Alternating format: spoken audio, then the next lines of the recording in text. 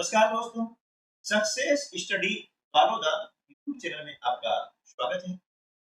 आज के इस वीडियो में हम स्टेट एजुकेशनल अचीवमेंट सर्वे यानी SEAS 2023 जो कि 3 नवंबर 2023 को आयोजित होना प्रस्तावित है, उस टेस्ट की तैयारी के लिए राज्य शिक्षा केंद्र भोपाल के द्वारा अभ्यास टेस्ट पेपर आयोजन करने का एक निर्धारित समय सारणी हमें उपलब्ध करवाया गया है। उस समय सारणी का अनुपालन करते हुए यह पहले सप्ताह का अभ्यास टेस्ट पेपर है। ये वीडियो बनाने का मकसद ये है कि हमारे विद्यार्थियों को परंपरागत प्रश्नों से हट करके नए पैटर्न के प्रश्नों को कैसे हल किया जाए, यह बताना इसका मुख्य उद्देश्य है। और इसी उद्देश्य के लिए हमने इस वीडियो का निर्माण किया है ताकि बच्चे, हमारे विद्यार्थी इस परीक्षा में, इस सर्वे में अच्छे से अच्छा परफॉर्मेंस कर सके। देखिए, ये जो टेस्ट होगा, इस टेस्ट में कुल होंगे 40 प्रश्न और समय लगभग 90 मिनट यानी 1.5 घंटा होगा। ठीक है। अब यहाँ पर क्या है कि इस प्रकार का जो टेस्ट है, इसमें हमारे जो परंपरागत प्रश्न आते हैं उनसे हट करके प्रश्न आएंगे जो कि समझ पर आधारित है और हमारी नवीन जो राष्ट्रीय शिक्षा नीति है उसके अंतर्गत भी रटने के बजाय समझ पर आधारित प्रश्नों को समावेश किया गया है कि अब जो प्रश्न आएंगे वे समझ पर आधारित प्रश्न आएंगे और इस जो अभ्यास टेस्ट पेपर का मकसद भी यही है। तो आइए हम शुरू करते हैं आज का वीडियो। देखिए, इस टेस्ट में 4 विषय होंगे। भाग 1 हिंदी का होगा जिसमें प्रश्न क्रमांक 1 से 10 तक होंगे। भाग 2 गणित होगा जिसमें प्रश्न 1 से 10 होंगे। भाग 3 विज्ञान, इसमें भी 1 से 10 तक प्रश्न होंगे। और भाग 4 में सामाजिक विज्ञान के प्रश्न 1 से। ठीक है। तो वीडियो लंबा हो सकता है कि मैं सारे प्रश्नों को इसी वीडियो में शामिल करने वाला हूं ताकि आपको चारों विषय के प्रश्न एक ही वीडियो में उपलब्ध हो सके। अब इसके लिए हो सकता है वीडियो थोड़ा लंबा हो, लेकिन कोई बात नहीं है। इसमें गणित के प्रश्नों को हम एक एक को कैसे हल करते हैं सरल तरीके से, वो आपको बताने वाले हैं। तो चलिए सबसे पहले हम कर लेते हैं भाग 1। भाग 1 हिंदी है। इसके अंतर्गत आपको दिया गया गद्यांश, इस गद्यांश को पढ़ करके प्रश्न के नीचे जो विकल्प दिए गए हैं उन विकल्पों में से सही विकल्प का चयन करना है और अपनी जो उत्तर तालिका है उसको अंकित करना है। ठीक है। अब देखिए, यहाँ पर जब तक हम गद्यांश को समझ करके पढ़ेंगे नहीं, तब तक हम जो है किसी भी प्रश्न का उत्तर नहीं दे पाएंगे।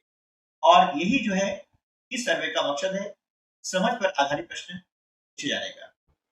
ठीक है। वाणी एक अनमोल वरदान है।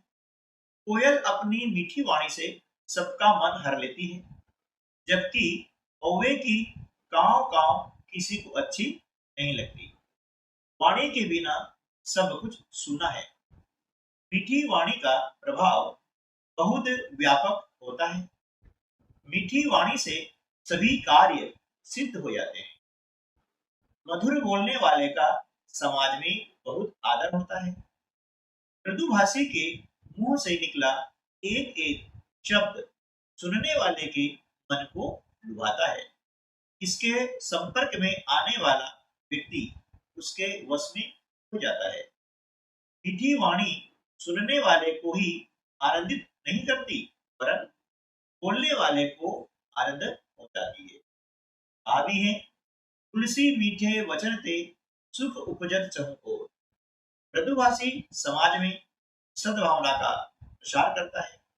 कटु भाषा बोलने वाले को अनेक प्रकार की हानियां उठानी पड़ती है। ऐसे व्यक्ति के लिए कहा गया है, हीरा का मुंह काट के मलियत नून लगाए। नून मतलब नमक। रहीमन कड़वे मुखन को चाहिए यही सजाए, ये सजा। कटु भाषा का प्रयोग काम बिगाड़ देता है। जहां मधुर वाणी अमृत है, वहीं कटुवाणी विष है। ये गद्यांश हमने पढ़ लिया है। अब पढ़ने के बाद में ये नीचे जो प्रश्न दिए गए हैं,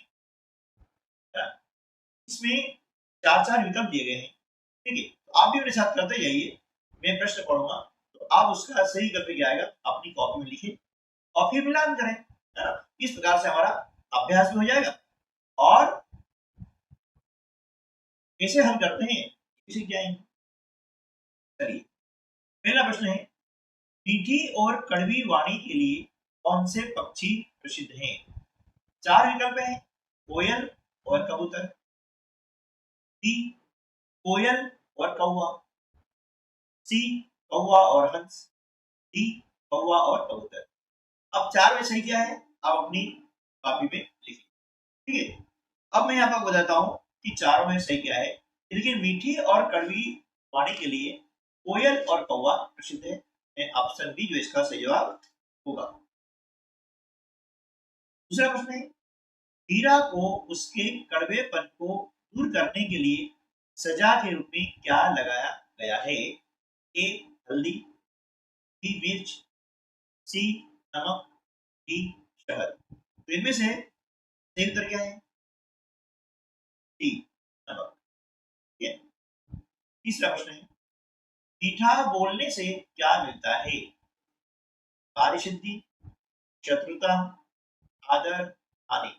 और यहाँ पर 4 विकल्प दिए गए हैं।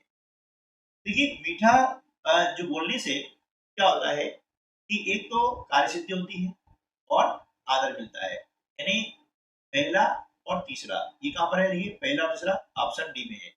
ऑप्शन डी जो हमारा सही जवाब हो जाएगा। प्रश्न क्रमांक 4, तुलसी और रहीम कवियों ने मीठी और कटु वाणी के लिए अपनी बात को किससे जोड़ा है। तुलसी सजा, रहीम सुख, तुलसी सुख, रहीम सजा। तो यहाँ पर इसका सही उत्तर हो जाएगा तुलसी सुख और रहीम सजा। अगला प्रश्न है, इस गद्यांश का उचित शीर्षक क्या है। ए अनमोल वरदान, बी मधुर वाणी का महत्व, सी कड़वा मुख, डी कटु भाषा।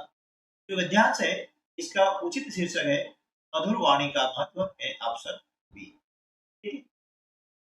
अब आगे एक कविता है, इस कविता को पढ़ना है और पढ़ करके उसके नीचे ये जो प्रश्न है उन प्रश्नों के सही विकल्प करके अपनी उत्तर तालिका में लिखना है, ठीक है। माटी तुझे प्रणाम, मेरे पुण्य देश की माटी, तू कितनी अभिराम, तुझे लगा माथे से सारे कष्ट हो गए दूर, क्षण भर में ही भूल गया मैं शत्रु यंत्रणा दूर। सुख स्फूर्ति का इस काया में हुआ पुनः संचार, लगता जैसे आज युगों के बाद मिला विश्राम, माटी तुझे प्रणाम। अब ये कविता है, इस कविता के आधार पर नीचे प्रश्न दिए गए हैं, ठीक है। तो प्रश्न छठा है, माटी तुझे प्रणाम कविता किस भाव से संबंधित है। 4 विकल्प दिए गए हैं, ए समाज प्रेम, बी आत्म बलिदान, सी मातृभूमि प्रेम, डी भक्ति भाव। सही उत्तर क्या है अपनी कॉपी में लिख लीजिए और मैं उसका क्षेत्र बताता हूँ, तब उसका आप मिलान भी कर लें, ध्यान भी कर लें, हैंड टू हैंड, है ना, पता लगेगा सही है या गलत है। तो इस प्रश्न का सही जवाब है ऑप्शन सी, यानी मातृभूमि। प्रश्न क्रमांक 7, माटी को माथे से लगाकर कवि क्या भूल गया है। ए शारीरिक सुख, बी देश के प्रति प्रेम, सी वियोग पीड़ा और डी शत्रु के लिए कष्ट। इस प्रश्न का सही जवाब है विकल्प डी, शत्रु के लिए कष्ट। तुझे लगा माथे से सारे कष्ट हो गए, क्षण भर में ही भूल गया मैं शत्रु यंत्रणा क्रूर, ठीक है ना। अगला प्रश्न है, अभिराम का अर्थ क्या है। ए श्री राम, बी उपनाम, सी भयानक, डी मोहक। तो अभिराम शब्द का जो अर्थ है वह है मोहक। ये ऑप्शन डी सही जवाब होगा।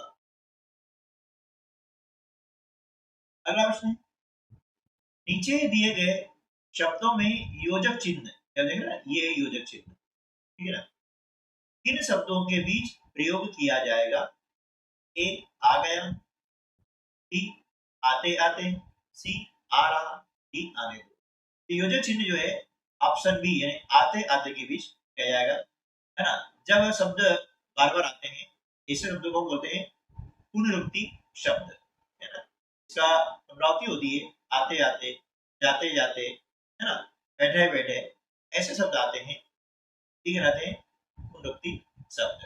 दूसरे जो विलोम शब्द होते हैं युग्म शब्द कहलाते हैं, जैसे माता पिता, है ना, पाप पुण्य, सत्य सत्य, इनके बीच में भी योजक चिन्ह का प्रयोग किया जाता है। प्रश्न क्रमांक 10, कविता में माटी का संबंध किससे है? ए घर से, बी खेत से, सी गली से, डी स्वदेश से। तो माटी का जो संबंध है वो किससे है? स्वदेश से, ठीक है। भाग 2 गणित। प्रश्न को हल करने के पहले हम क्या करेंगे कि प्रश्न को ध्यानपूर्वक हमें पढ़ना है और उसे समझना है, उसके पश्चात हल करेंगे तो गलतियों की संभावना न्यून हो जाती है। ये पहला प्रश्न है, एक शहर की जनसंख्या 6 लाख है, कितनी है? 6 लाख, है ना। इकाई, ढाई, सैकड़ा, हजार, 10,000, लाख। यहाँ अल्पविराम नहीं होने से तो दिक्कत आती है, लेकिन अगर आप इस प्रकार से अल्पविराम लगा लें इनके बाद में फिर प्रत्येक 2 अंकों के बाद 6 लाख है। शहर में 3,60,000 पुरुष हैं, तो जनसंख्या में महिलाओं का प्रतिशत कितना है? देखिए जनसंख्या जो होती है इसमें महिला और पुरुष दोनों होते हैं, जेंडर की बात करते हैं तो यहाँ पर 2 चीज दी गई है, कितने पुरुष हैं तो महिलाओं का प्रतिशत। सबसे पहले क्या करेंगे, हम निकालेंगे पुरुषों की संख्या, है ना। कुल जनसंख्या है शहर की कितनी? 6 लाख। तो क्या करेंगे कि 6 लाख में से हम जो संख्या पुरुषों की है उसे हम क्या करेंगे माइनस कर देंगे यानी घटा देंगे। 3,60,000 इसको हमने घटाया तो कितना बचेगा? 2,40,000, ठीक है ना। अब हमें याद करना है प्रतिशत, तो 2,40,000 ये क्या है? ये है महिलाएं, है ना, यानी ये महिलाओं की संख्या है। क्या हो गई ये? महिलाओं की संख्या। लेकिन हमें याद करना है महिलाओं का प्रतिशत। कैसे याद करेंगे? देखिए महिलाओं की संख्या है 2,40,000, ये लिखा हमने 2,40,000, कितने में से हैं? कुल जनसंख्या में से है, और कुल जनसंख्या है 6 लाख, इसके बटे हम लिख देंगे 6 लाख, ठीक है ना, लिख दिया। इसके पहले हम प्रतिशत के चैप्टर में पढ़ चुके हैं कि जब भी कोई भिन्न होती है, चाहे वो साधारण भिन्न हो चाहे वह दशमलव भिन्न हो, जब भी किसी भिन्न को हमें बदलना होता है प्रतिशत में, इसमें हम क्या करते हैं? 100 का गुणा कर देते हैं। क्या करते हैं? 100 का गुणा कर देते हैं। अब देखिए लास्ट में जो शून्य है, इन शून्य से हमको इस शून्य को कैंसिल करना है ताकि प्रश्न को आसानी से हल किया जा सके। अब देखिए दोनों संख्या ये 12 से विभाजित हो रही है, यानी 12 से कट रही है। 12 दूनी 24 और 12 पंजे 60, ठीक है। अब 5 से 100 कट जाएगा, 5 से कम 5, 5 दूनी 10, 0, क्या बचा? 2 गुणा 20, ये मैं लिखा है पर 2 गुणा 20, तो 20 दूनी 40%, यानी महिलाओं का प्रतिशत कितना है? 40%। इसलिए ऑप्शन ए जो है हमारा सही जवाब। क्लियर? नेक्स्ट प्रश्न क्रमांक 2, केशव ने मकान बनाने के लिए 8 ट्रक ईंटें मंगवाई। कितनी ईंटें मंगवाई? 8 ट्रक, ठीक है। मकान बनाने के बाद 550 ईंटें शेष बची। यदि प्रत्येक ट्रक में 2050 ईंटें थी तो मकान में कितनी ईंटों का प्रयोग हुआ? अब देखिए हम देखते हैं कि प्रत्येक ट्रक का मतलब होता है कि एक ट्रक में 2050 ईंटें थी, कितने ट्रक मंगवाए गए हैं? 8 ट्रक मंगवाए गए हैं। तो एक से अनेक में क्या होता है? गुणा होता है ना? क्योंकि एक ट्रक में 2050 ईंटें थी, तो 8 ट्रकों में कुल कितनी ईंटें आई, फिर हम याद कर लेंगे, गुणा करेंगे। एक से अनेक जब मान ज्ञात करना होता है तो वहां पर हम गुणा करते हैं। 8 शून्य शून्य, 8 पंजे 40 के शून्य, हासिल के 4, 8 शून्य शून्य, शून्य में 4 जोड़ा तो 4 आ जाएगा, और 8 दूनी 16। तो भैया हमने केशव ने 16,400 ईंटें मंगवाई थी। कितनी ईंटें मंगवाई थी? 16,400, है ना? अब 16,400 ईंटों से क्या हुआ कि मकान बन गया, और मकान बनने के बाद में 550 ईंटें शेष बच गई है। अब जो बच गई है उसको हम क्या करेंगे? इसमें से घटा देंगे, है ना? तो 550 हमने इसमें से घटा दिया, तो यहाँ पर हमारा जो उत्तर है वो कितना आ जाएगा? 13 में से 5 घटाएंगे तो 8, और ये 15, यानी 15,850, है ना? ईंटों का प्रयोग हुआ इसमें मकान बनाने में, इसलिए ऑप्शन सी जो है हमारा सही जवाब होगा। क्लियर, समझ आ रहा है ना? चलिए नेक्स्ट क्वेश्चन। एक सांस्कृतिक कार्यक्रम में 770 निमंत्रण कार्ड बांटे गए, यानी इनविटेशन कार्ड, ठीक है ना? और बैठने के लिए 3000 कुर्सियां लगाई गई। कितनी कुर्सियां लगाई गई? 3000। प्रथम 660 कार्डों में प्रत्येक कार्ड के मान से 3 सदस्य तथा बाद के शेष 110 कार्डों में प्रत्येक कार्ड के मान से 4 सदस्य समारोह में शामिल हुए, तो सभागार की कितनी कुर्सियां खाली बची? आप देखिए इसमें क्या याद करेंगे? पहले याद करते हैं कि मेहमान आए कितने, है ना? अब मेहमान कितने आए हैं उसके लिए हम देख रहे हैं कि भैया 660 जो कार्ड बांटे थे उसमें प्रत्येक कार्ड मतलब एक कार्ड में कितने सदस्य? 3 सदस्य। तो क्या करेंगे हम? 600 जो 60 कार्ड बांटे हमने, और एक कार्ड में 3 सदस्य, तो 660 में कितने? क्या करेंगे? गुणा, एक से अनेक गुणा करते हैं, इसमें हमने गुणा किया, है ना? तो 3 शून्य शून्य, 18 के 8, हासिल का 1, 18 और 19। ये जो 660 कार्ड थे इनमें सदस्य कितना है? 1980 आए। अब बचे कितने? 110 कार्ड। अब 110 कार्ड जो बचे हैं इनमें प्रत्येक कार्ड के मान से 4 सदस्य, यानी एक कार्ड में 4 सदस्य, 4 देंगे 440, क्योंकि हमने 110 में 4 का हमने गुणा किया, कितना हो गया? 440 सदस्य हो गए, ठीक है ना? 400 4 एकम 4, 4 एकम 4। अब देखिए कुल कितने सदस्य समारोह में शामिल हुए, इन दोनों को हम जोड़ देते हैं। 1980 और 440, इन दोनों को हमने जोड़ दिया, तो इनका जोड़ कितना आ रहा है? ये हम यहाँ पर लिख देते हैं, 20 और 4 24, यानी 2420 मेहमान आए हैं। कितने? 2420।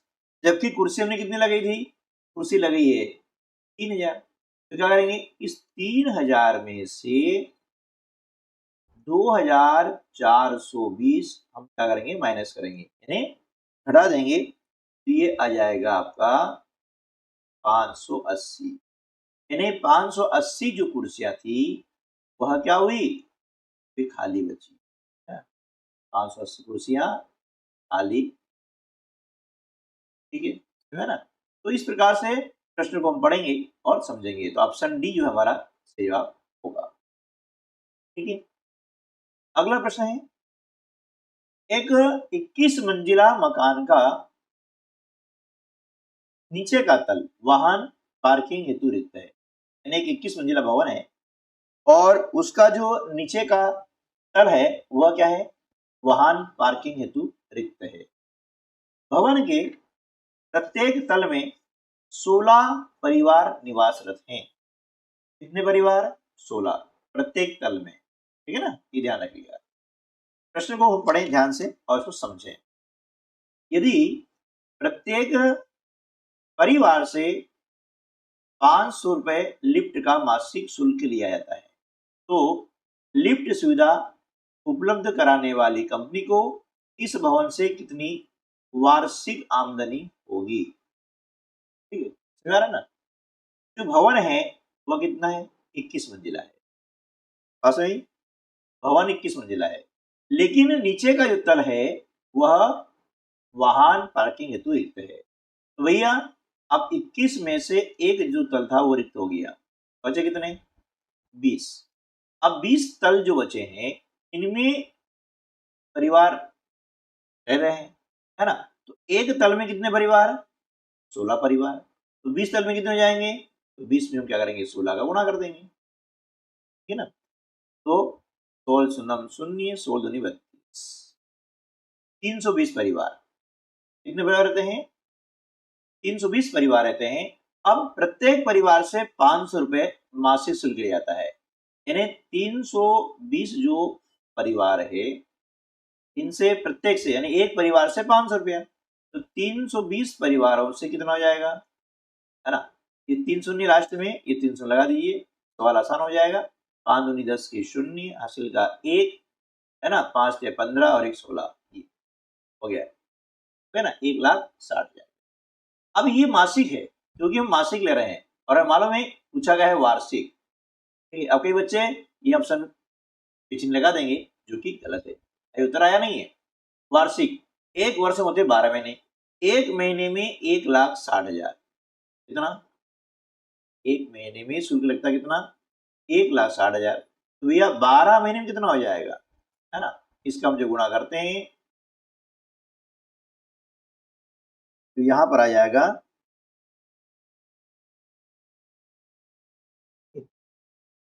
तो 19,20,000 रुपया, है ना। कहां पर ये, ठीक है, ऑप्शन बी में है। ऑप्शन बी हमारा उत्तर हो जाएगा, यानी जो कंपनी लिफ्ट सुविधा उपलब्ध करा रही है उसकी वार्षिक आमदनी कितनी होगी, 19,20,000 रुपया। ठीक है, ये ध्यान रखिएगा। अगला प्रश्न है, एक 100 किलोमीटर लंबी सड़क में से 5 किलोमीटर सीमेंट की तथा शेष सामान्य सड़क बनाई गई। सड़क कितनी लंबी है, 100 किलोमीटर, इसमें से 5 किलोमीटर कितनी किसकी बनाई, सीमेंट की बनाई। शेष मतलब कितनी हो जाएगी, फिर 100 में से 5 घटा देंगे, कितना बचेगा, 95, यानी 95 किलोमीटर जो है सड़क की है वो सामान्य है। ठीक है, ये आपको समझना है। यदि सीमेंट की सड़क बनाने की लागत 3,30,000, है ना, रुपए प्रति किलोमीटर तथा सामान्य सड़क बनाने की लागत 1,80,000 रुपए प्रति किलोमीटर है, तो सड़क निर्माण में कितनी लागत आएगी। तो देखिए, जो अब क्या बोला, सीमेंट बनाने की लागत, यानी सीमेंट से जो सड़क बनाई जा रही है उसकी लागत कितनी आ रही है, तो देखिए अब सीमेंट से सड़क की जो लागत आती है प्रति किलोमीटर, यानी 1 किलोमीटर यदि सड़क बनाते हैं तो 3,30,000 रुपए, कितने, 1 किलोमीटर के 3,30,000 रुपए की लागत आती है। तो देखिए 5 किलोमीटर सीमेंट की सड़क बनाई गई है, एक से अनेक में हम गुणा करेंगे, 5 किसमें गुणा कर देते हैं, 3,30,000 में जब 5 गुणा करते हैं कितना जाएगा, ये हो जाता है 16,50,000, कितना होगा, 16,50,000 रुपया। ठीक है, अब शेष सड़क, शेष कितनी है, 95 किलोमीटर, और सामान्य सड़क बनाई है तो इसकी लागत क्या है, 1,80,000 रुपये प्रति किलोमीटर, यानी 1 किलोमीटर के कितने, 1,80,000 लग रहे हैं। ठीक है ना, ये सड़क बनाई गई है 95 किलोमीटर। अब 1,80,000 में जब 95 गुणा करते हैं तो यहाँ पर कितना आता है, देखिए इसको आप गुणा कर लेंगे, है ना,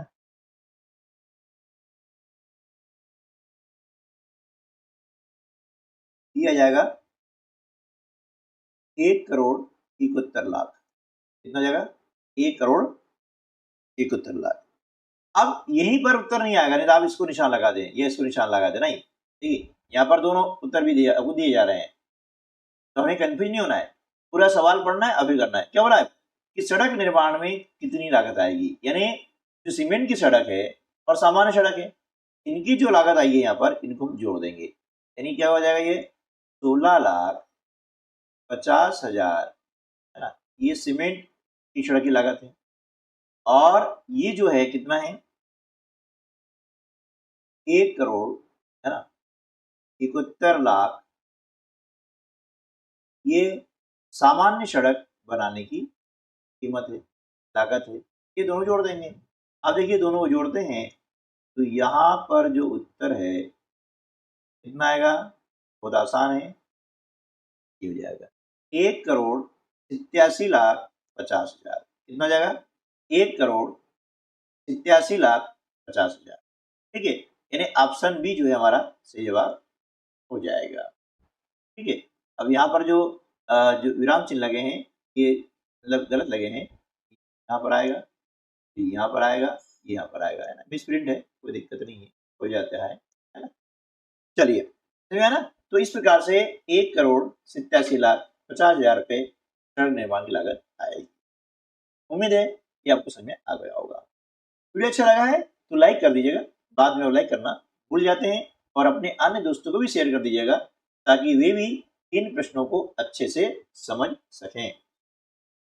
प्रश्न क्रमांक 6, एक वाहन निर्माता कंपनी प्रतिदिन 40 मोटरसाइकिल का निर्माण कर वर्ष भर में 14,600 मोटरसाइकिल का निर्माण करती, तो कंपनी में सन 2020 में माह फरवरी में जनवरी की अपेक्षा कितनी कम मोटरसाइकिलों का निर्माण हुआ। अब यह ध्यान दीजिएगा कि प्रतिदिन तो मोटरसाइकिल का निर्माण हो रहा है, और प्रतिदिन कितना हो रहा है, 40 मोटरसाइकिल, यानी एक दिन में 40 मोटरसाइकिल निर्माण हो रहा है। अब हमें बात करना है फरवरी 2020 और जनवरी 2020 में। ठीक है, हम जानते हैं कि फरवरी में जो है कम ज्यादा दिन होते हैं, सबसे बड़ी बात आपको ध्यान रखनी है। जनवरी में कितने दिन होते हैं, ये जनवरी में होते हैं 31 दिन, ठीक है ना, और फरवरी में 28 भी होते हैं और 29 भी होते हैं।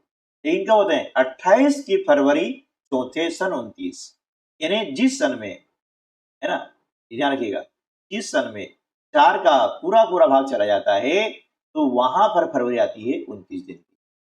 इसको याद करने के लिए मैं आपको एक दोहा सुना देता हूं, है ना, उसको ध्यान से सुनिएगा और याद कर लीजिएगा, कभी गलती नहीं होगी। सी अप नवजू 30 के, सी अप नवजू 30 के, बाकी के 31, 28 की फरवरी तो चौथे सन 29। सी यानी सितंबर, अप यानी अप्रैल, नौ यानी नवंबर, जू यानी जून, ये होते हैं कितने, 30 के, बाकी के सब 31, और 28 की फरवरी, फरवरी 28 दिन की होती है, लेकिन चौथे सन 29, यानी जिस सन में 4 का पूरा पूरा भाग चला जाए तो उसमें क्या करेंगे, फरवरी 29 की मानते हैं।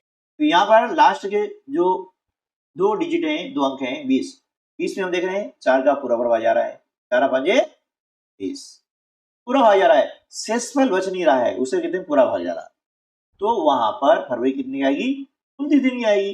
तो हम देख रहे हैं कि भैया जब कम दिन काम होगा तो निर्माण भी कम होगा, यानी देखिए इसमें 2 दिन का अंतर आ रहा है, आ रहा ना। हमें मालूम है कि एक दिन में 40 मोटरसाइकिल का निर्माण हो रहा है भैया, तो 2 दिन में कितना होगा, 40 से 2 गुणा कर देते हैं तो 40 दूनी 80 मोटरसाइकिल। तो भैया फरवरी महीने में जनवरी की अपेक्षा 80 मोटरसाइकिल का निर्माण कम हुआ, ऑप्शन सी हमारा जवाब हो जाएगा। कोई जरूरत नहीं इसमें गुणा करेंगे, इसमें भाग लाएंगे, कोई जरूरत नहीं है। तो प्रश्न को समझे कि कहां पर हम प्रश्न को आसानी से हल कर सकते हैं। प्रश्न क्रमांक 7, एक छात्र समाचार पत्र पत्रिकाओं पर 350 रुपए प्रति माह खर्च करता है, ठीक है, एक महीने में कितना खर्च करता है, 350 रुपए, यह उसके जेब खर्च का 10% है। कितना है, 10%। उसका जेब खर्च रुपए में कितना है, यानी जेब खर्च कितना है, ये भी ज्ञात करना है। तो देखिए ऐसे प्रश्नों को हम आसानी से हल कर सकते हैं, और जब भी विकल्प वाले प्रश्न आते हैं, है ना, वहां पर हमें हमेशा ट्रिक का उपयोग करना चाहिए, शॉर्टकट मेथड का उपयोग करना चाहिए, है ना, पूरा डिटेल लिखने की आवश्यकता नहीं होती है। कई बार मैं आपको समझाने के लिए बताता हूँ, बाकी उसकी सबकी शॉर्ट ट्रिक मैंने बताई हुई है, जैसे आता है तो आप उसको हल कर लीजिएगा। देखिए ऐसे प्रश्न आते हैं, बहुत आसान होता है। 10% का मतलब क्या होता है? 10/100। ठीक है, अब उसका जो प्रतिमाह खर्च कितना है? 350, राइट। 10% का मतलब क्या होता है? हम जानते हैं कि 10% का मतलब होता है 10/100। क्लियर है? ये तो पता है ना। अब यहाँ क्या करना है कि आपको दिया गया है जेब खर्च, ठीक है, प्रतिशत में, हमें उसका कुल मान ज्ञात करना है। तो क्या करेंगे? 10/100 का हम कर देते हैं गुणन प्रतिलोम। गुणन प्रतिलोम का मतलब क्या होता है? व्युत्क्रम, है ना, व्युत्क्रम यानी रेसिप्रोकल, ठीक है ना। इसका उल्टा कर देते हैं, यानी 100/10, ठीक है। ये सुन से सुन कर दी। अब 35 में हम 100 का गुणा करते हैं तो 3500 जाता है। ये उत्तर आ गया। ऑप्शन बी हमारा सही होगा। यानी उसका जो जेब खर्च है वो कितना है? 3500, ठीक है ना। क्योंकि उसका, अब देखिए 3500 का 10% वह पत्र पत्रिकाओं पर खर्च करता है। कुल याद करना है तो इसका करेंगे हम व्युत्क्रम, मतलब जिसे हम कहते हैं गुणन प्रतिलोम भी कहते हैं, है ना, गुणन प्रतिलोम। तो नाम है, व्युत्क्रम बोले, गुणन प्रतिलोम बोले, या फिर इसको इंग्लिश में की बात करें तो रेसिप्रोकल बोलते हैं। क्लियर है, समझा है ना। चलिए नेक्स्ट क्वेश्चन, 8वां। 5 सही 2/3 मीटर लंबी रस्सी का मूल्य 12 सही 3/4 रुपए है। रस्सी का प्रति मीटर मूल्य रुपए में क्या है? प्रति मीटर यानी 1 मीटर का हमें ज्ञात करना है। तो अनेक से एक का जब मान ज्ञात करना होता है तो वहां पर हम भाग की क्रिया करते हैं। क्या करते हैं? भाग की क्रिया। अब यहाँ पर 5 सही 2/3 मीटर रस्सी है और इसका मूल्य कितना है? 12 सही 3/4। इस मूल्य में यानी देखिए 12 सही 3/4 में हम क्या करेंगे? 5 सही 2/3 का भाग लगाएंगे। पहले ये कंसेप्ट हमको समझ में आ जाना चाहिए कि हमें करना क्या है। जब भी अनेक से एक का मान ज्ञात करना हो तो हमेशा हमें भाग का प्रयोग करना होगा, ठीक है ना। चलिए अब इसको आसान है, ये है मिश्र भिन्न, है ना, मिश्रित भिन्न है। अब इसे बदलना पड़ेगा विषम भिन्न में। आपको याद है ना, कैसे बदलते हैं? देखिए 12 में 4 गुणा करते हैं, 12 चौके 48, और ऊपर जो अंश है इसको जोड़ देंगे, 48 और 3 हो जाता है 51, 51/4, ठीक है ना।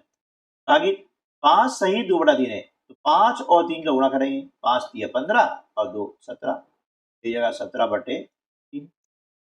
अब ये आपकी हो गई साधारण भिन्न आ गई, ठीक है। तो ऐसी जब परिस्थिति होती है तो क्या करते हैं?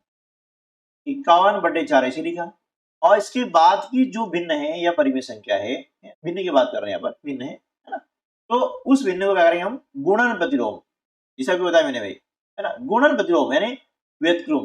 तो 17/3 का गुणन प्रतिलोम होता है 3/17, यानी गुणन प्रतिलोम क्या होगा? अंश का हर बन जाता है और हर का अंश बन जाता है। ये लिख दिया, बस काट देंगे, 17 कम 17 और 17 या 51। अब नहीं कटेगा, 3 में 3 गुणा किया, कितना हो गया? 3 या 9/4। अब देख रहे हैं कि यहाँ पर 9/4 उत्तर है नहीं, तो क्या करेंगे? ये जो साधारण भिन्न है इसको बदलेंगे विषम भिन्न में। तो अंश में जो लिखा हुआ है, क्या लिखा है? 9, इसमें हम क्या करेंगे? 4 का भाग लगाते हैं, 4 दूनी 8, बचा कितना? 1। भागफल कितना आया? 2। ये पूर्ण संख्या हो गई, ये लिखा हमने पहले 2, ऐसे लाइन खींच दो। अब शेष कितना बचा? 1, ये लिखेंगे अंश ग्रुप में, और हर कितना है? 4, यानी जो भाजक है ना ये हर बन जाएगा ये। अब हो गया 2 सही 1/4, ऑप्शन ए हमारा सही जवाब हो जाएगा। 2 सही 1/4 रुपए यानी 2 रुपए और 25 पैसे, ठीक है। दशमलव बात करें तो 2.25। तो यहाँ पर ऑप्शन कोई भी हो सकता है। ये इसका जो हमें परिवर्तन करना याद होना चाहिए कि इसके कौन कौन से फॉर्म है ना। 2 सही 1/4 को लिख सकते हैं 2.25, ठीक। चलिए अगला प्रश्न है, एक किसान के यहाँ गेहूं और चने के कुल उत्पादन में से गेहूं का उत्पादन 3/4 भाग और चने का उत्पादन 1/4 भाग हुआ, ठीक है ना। यानी 3/4 भाग तो क्या हुआ, गेहूं, और 1/4 भाग क्या हुआ, चना। यदि किसान के यहाँ गेहूं का उत्पादन 600 क्विंटल हुआ तो चने के उत्पादन की मात्रा कितनी है, ठीक है। अब गेहूं का उत्पादन हमें दिया हुआ है, हमें चने के उत्पादन की मात्रा क्विंटल में याद करनी है। देखिए इसमें क्या होता है, अब गेहूं का उत्पादन कितना है, 600 क्विंटल है। अब 600 क्विंटल किसके बराबर है, 3/4 के बराबर, ठीक है ना। 3/4 के बराबर क्या है, 600 है। तो हमें इसका क्या करना है, क्या करना है, 600 क्विंटल हुआ, यानी 3/4 जो है वह 600 क्विंटल के बराबर है, ठीक है ना। यानी 3 भाग, कुल भाग कितना है, 4 है, इसमें तीसरा हिस्सा गेहूं है, ठीक है। तो कुल उत्पादन कितना हुआ, कुल मतलब गेहूं और चने दोनों आ जाते हैं। तो क्या करेंगे, इस 600 में हम 3/4 का व्युत्क्रम, 3/4 का व्युत्क्रम बोले या इसे कहते हैं हम गुणन प्रतिलोम, इसे आपको बताया मैंने भी ना, का गुणा कर देते हैं। यानी 3/4 का जो गुणन प्रतिलोम है ना, व्युत्क्रम है, जिसे हम कहते हैं रेसिप्रोकल, वो कितना हो जाता है, 3/4 का गुणन प्रतिलोम हो जाएगा 4/3। बस इसमें 4/3 का हम क्या करेंगे, गुणा कर देते हैं, क्या कर देंगे, हम गुणा कर देंगे, ये हो जाएगा कुल उत्पादन। अब हमें याद करना है किसका, चने का। चने कितना है, 1/4 है, क्योंकि चने पूछा गया है। यदि कुल पूछते तो ये गुणा कर लेते तो कुल उत्पादन आ जाएगा यहाँ पे। लेकिन हमसे पूछा गया है कि चने का उत्पादन कितना है, चना इसका 1/4 है कुल का, हो गया 4 से 4 कट गया, 3 से काटा हमने, 3 दूनी 6, 0। यानी चने का जो उत्पादन हुआ वो कितना हुआ, 200 क्विंटल हुआ। ये हम इसको डायरेक्ट याद कर सकते हैं, है ना। ये ट्रिक वाले सवाल जो है इस प्रकार से सीखना है आपको, और इसका प्रयोग करके परीक्षा में अधिकतम आपका जो परफॉर्मेंस है उसको प्रदर्शित करना है। अगला प्रश्न है, 60 विद्यार्थियों की कक्षा में विद्यार्थियों की संख्या के 2/5 भाग ने प्रथम श्रेणी प्राप्त की, कितने विद्यार्थियों ने प्रथम श्रेणी प्राप्त नहीं की। मतलब दो चीजें, 2/5 ने प्रथम श्रेणी प्राप्त की, ठीक है, अब नहीं की वो किसने नहीं की। देखिए इसके लिए मैं आपको साधारण सा तरीका, कुल विद्यार्थी कितने हैं, 60 विद्यार्थी हैं, तो बहुत सरल तरीके हम करेंगे।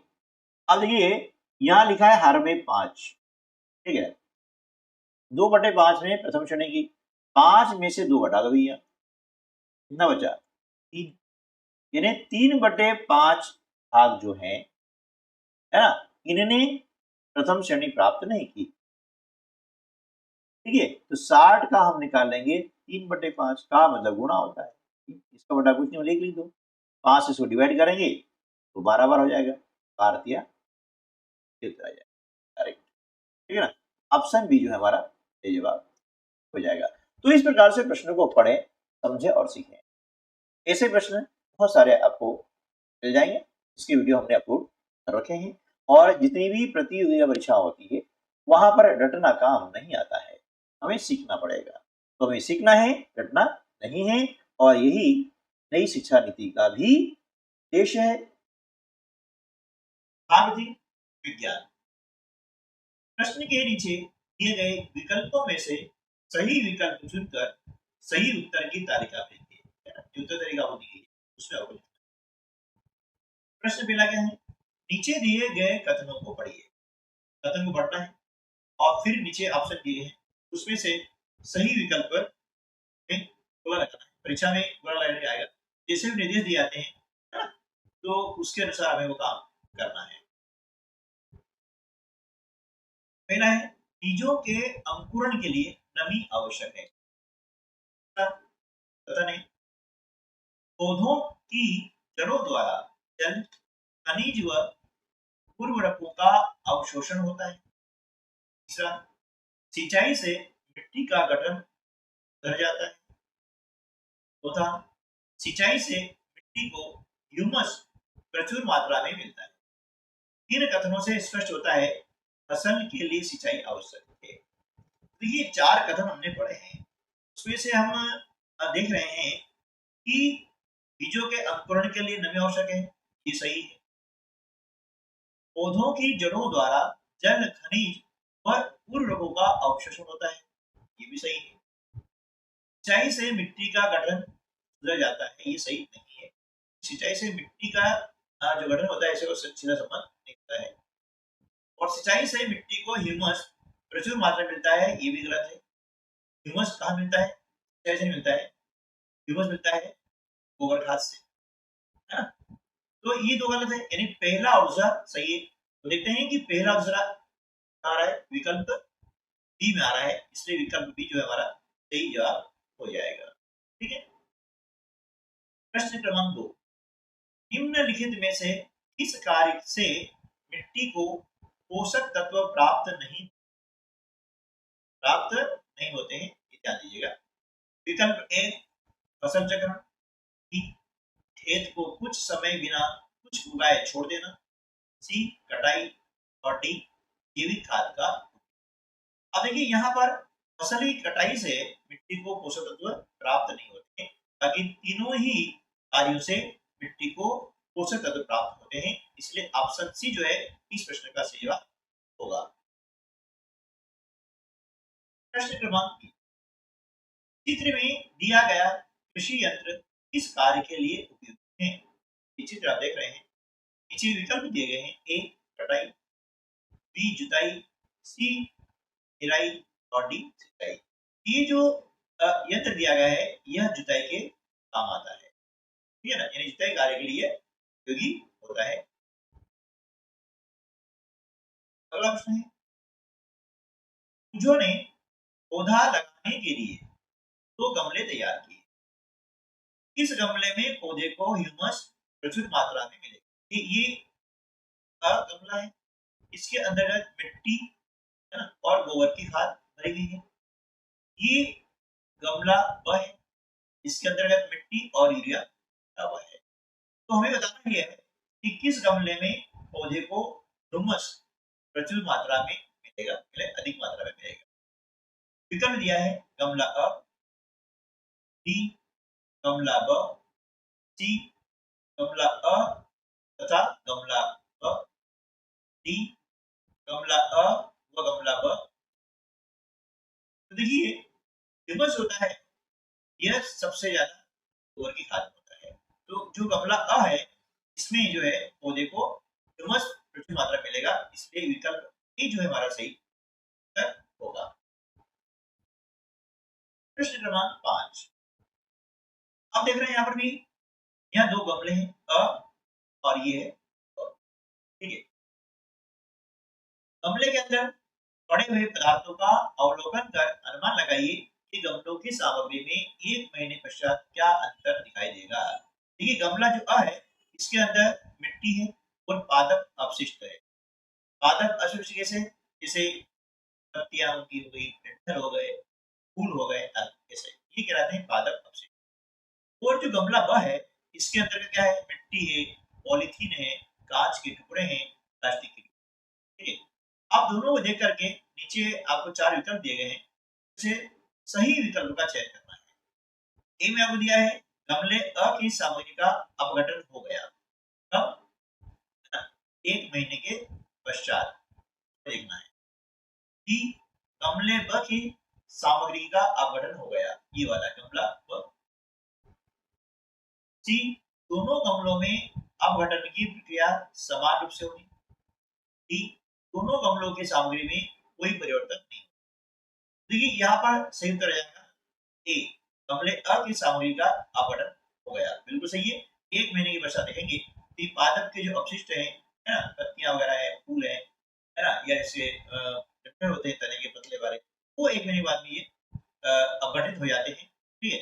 लेकिन जैसे पॉलीथीन है, कांच के टुकड़े हैं, प्लास्टिक है, ये कई वर्षों तक अपघटित नहीं, ठीक है।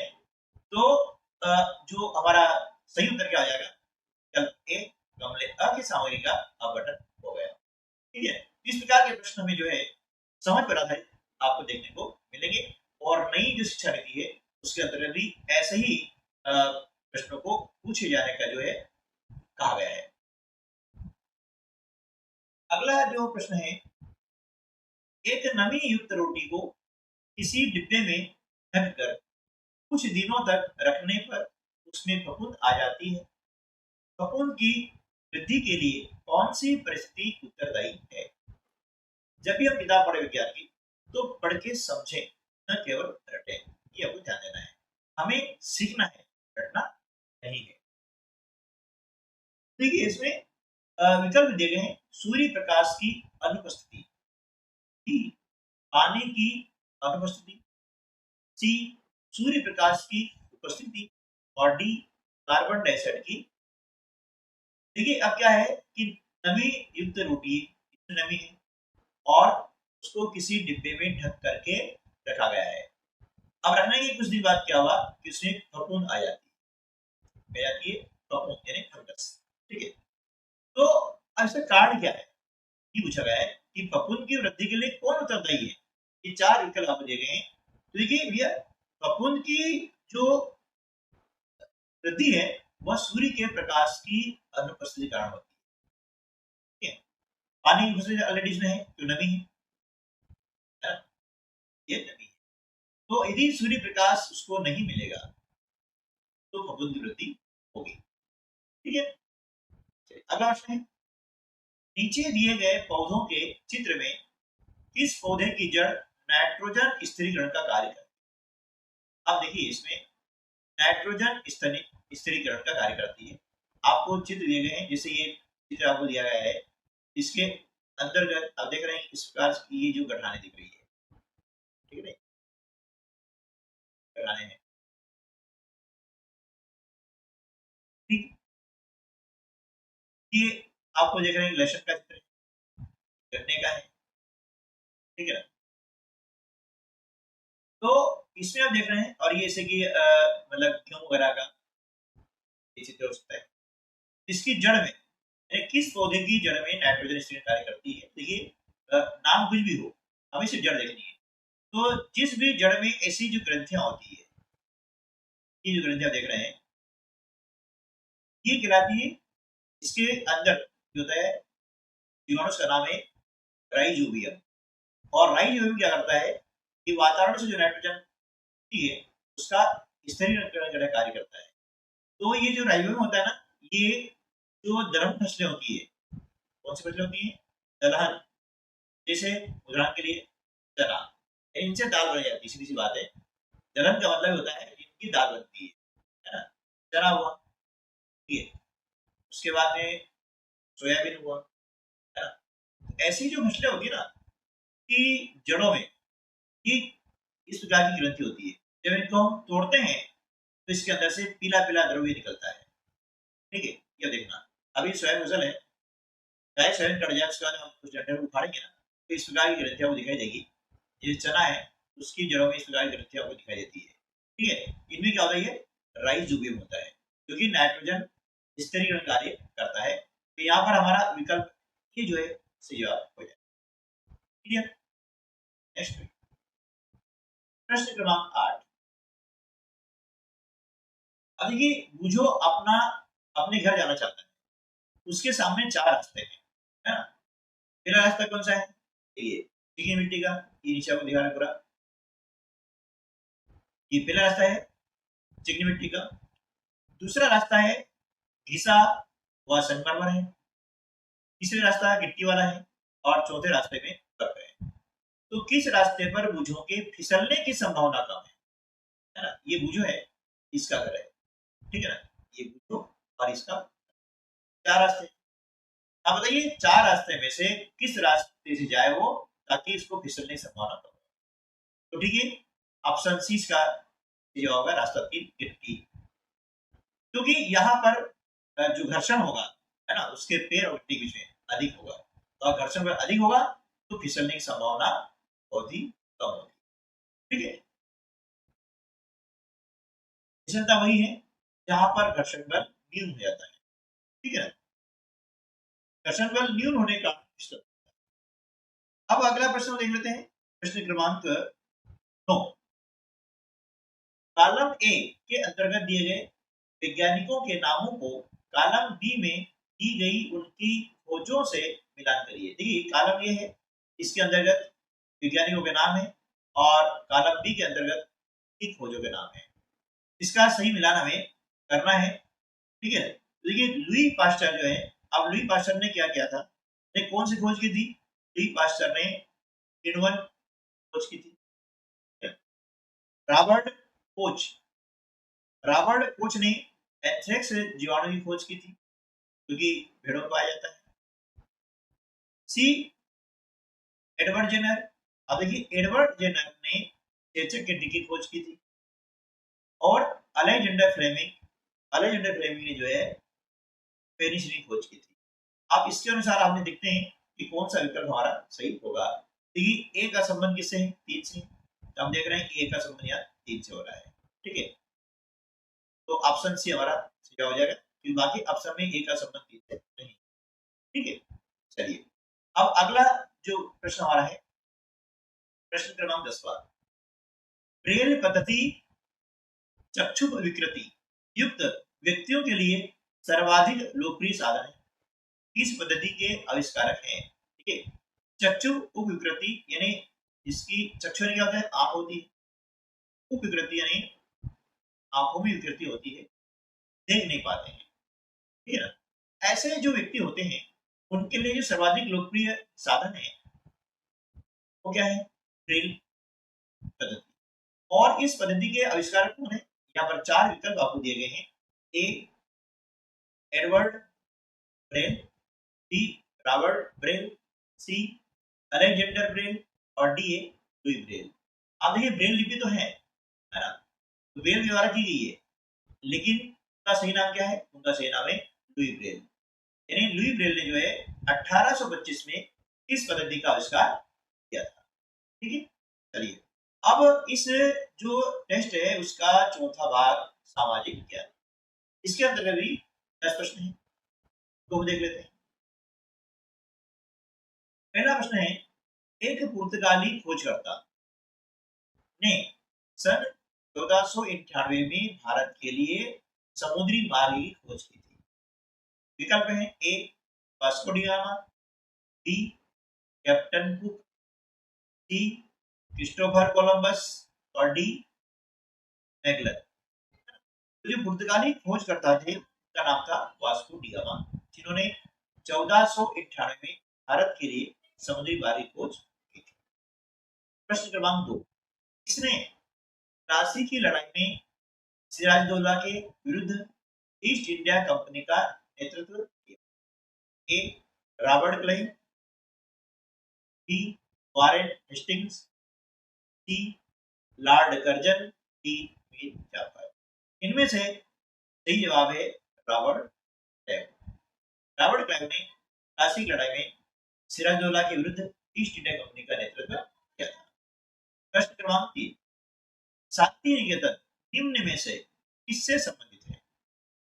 A Mahatma Gandhi, D doctor B R Ambedkar, C Rabindranath Tagore, D Shri Narayan. इनमें से सही जवाब है रविंद्रनाथ टैगोर। अगला प्रश्न है, मुगल शासकों ने अपना शासन मुख्यतः कहां से चलाया? ए आगरा और कानपुर, डी दिल्ली और मेरठ, सी पटना और कलकत्ता, डी दिल्ली और आगरा।